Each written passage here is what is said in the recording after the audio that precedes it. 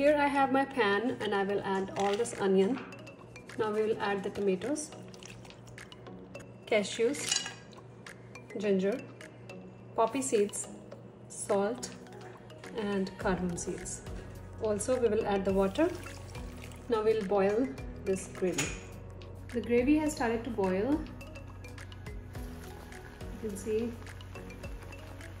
it's boiling nicely. We will wait until it becomes more mushy. Now you can see the water in the gravy has reduced, and this is a good time for us to turn off the heat, and then we'll just grind it. So now the gravy is ready. You can see over here like half ready. Now we will do the tempering for the gravy. We'll add the oil. First of all, we will add bay leaf and other dry spices, cinnamon, cloves, cardamoms. We'll add cumin, turmeric, red chili powder and garam masala. Give it a little mix and add the gravy.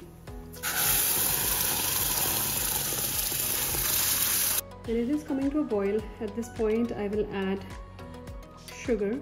Little oil floating on the top shows that our gravy is ready. So to make the stuffing, we'll take potatoes, paneer, salt, red chili powder, garam masala, ginger, corn flour.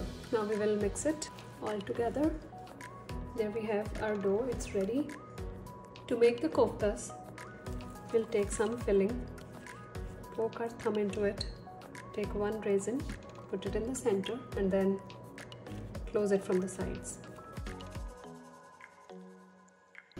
So now oil is hot, we will put koftas.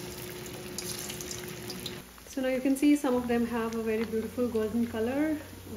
We can take them out.